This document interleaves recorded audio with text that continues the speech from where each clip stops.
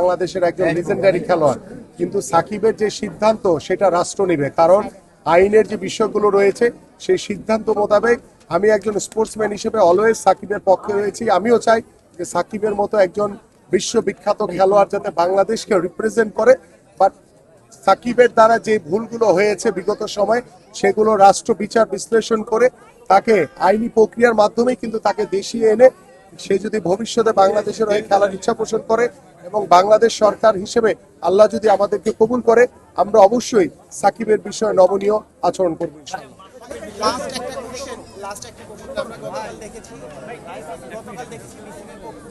সাংবাদিক যারা মিডিয়া কর্মী আসলে যেতে পারবে না, দেখা গেল যে অফিসিয়াল প্রেস কনফারেন্স কিংবা ম্যাচ ডে ছাড়া আসলে যেতে পারবে না, এই বিষয়টা আসলে দেখেন, আমি যেটি বলি যে আমাদের বর্তমান যে ক্রিকেট বোর্ড এটি প্রশ্নবিদ্ধ একটি ক্রিকেট বোর্ড এবং সঠিক প্রক্রিয়ার ভিতরে কিন্তু এই ক্রিকেট বোর্ড নির্বাচিত হয়নি। তো যেখানে প্রশ্নবিদ্ধ থাকে সেখানে তাদের অনভিজ্ঞতা অবশ্যই থাকবে, কারণ যারা ক্রিকেট বোর্ডের দায়িত্ব পালন করছে দুই একজন ছাড়া তাদের বিগত সময় ক্রিকেট বোর্ড পরিচালনা করার মতো অভিজ্ঞতা ছিল না, যার কারণে কিন্তু এই সমস্যাগুলো তৈরি হচ্ছে। এবং আশা করি যে আমরা এই ক্রিকেট বোর্ডের সাথে আল্লাহ যদি আমাদেরকে কবুল করে ভবিষ্যতে বসে এগুলো সমাধান করবো ইনশাআল্লাহ।